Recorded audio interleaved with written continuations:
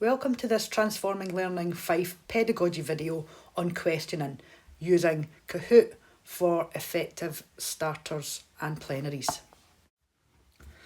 So Kahoot is great for little short quizzes that you want to maybe use as starters, or you can use them mid-lesson as well. If you go to kahoot.com, and if you have an account, you can go to log in. If you don't have an account, you can sign up for free and you can create an account. I'm going to log in there. And once you're logged in, you'll be taken to this dashboard. So this is the home page. Now there is materials within there that are paid for. There are certain features that are paid for, but we're going to look at what's available to you for free. So if you go to the Discover, these are lots and lots of quizzes and things that are made by Kahoot that you can use. So for example, it'll say if it's free, anything that's got a star is going to require payment. If you go to the library, any Kahoots that you have made, this is where they are going to be stored. And then you also have reports, and we'll talk about them in a minute.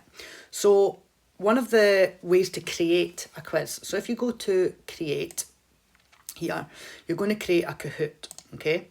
And it gives you a couple of options. And again, because it says it's got a star there, then it does require an upgrade and it is going to require a payment. But we're just going to go to a blank canvas.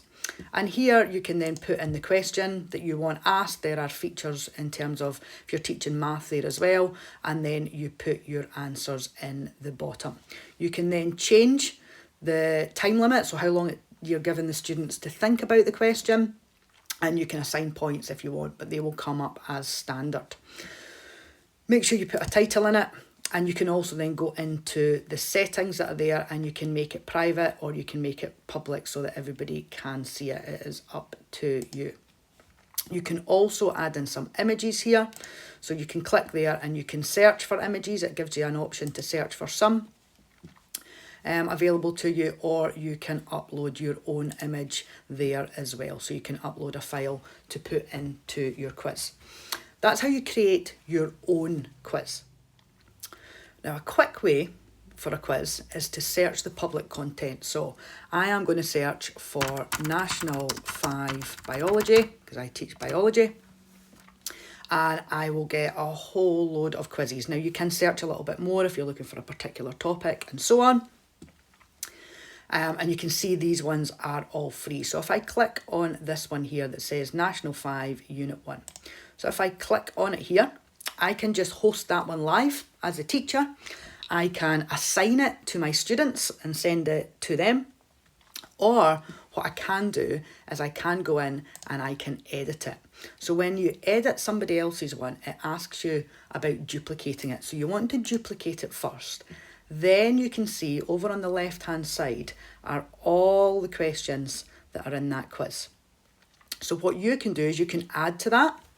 You can find them and you can say that one, don't want that. You can just click delete from it.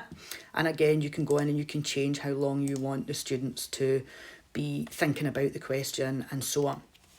I would go in there and you can rename it. So if you go into the settings, you can then rename your quiz. And again, you can make that public for it. Once you have got your quiz, you just click save. And for the students, what it'll look like is this. So you can see what this is going to look like for you. This is the host view, and this is what it is going to look like for the students. So once you have your quiz, you can go into your library. You can click host live, and what will happen for the students is that you just click continue with no island, and then you can click start. And this just gives you the classic view.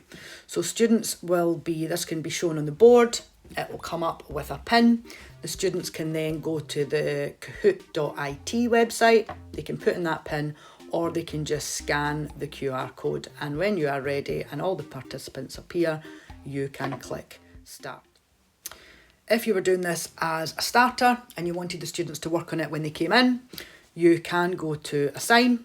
They will then work through at their own pace. So you can set up the start date, the end date. You can then go in and you can give them a name. You can put the timer on for it. You can also randomise the order of the questions, which is good. So they're not all sharing those answers. And when you click create assignment, what you can do is you can just share this pin code down the bottom with the students, and that could be shared in Showbay or it could be shared in Teams for them to go on and do it at their own pace. Once the students have worked through whether that is a live quiz that you're hosting or whether that is an assigned quiz, if you go to the reports, here you can see that you will get information on all the quizzes that have been done. So if I click on this one here, you will see here, it will tell me how many participants there was, the questions, how long it took from them, and it'll give me information on the students.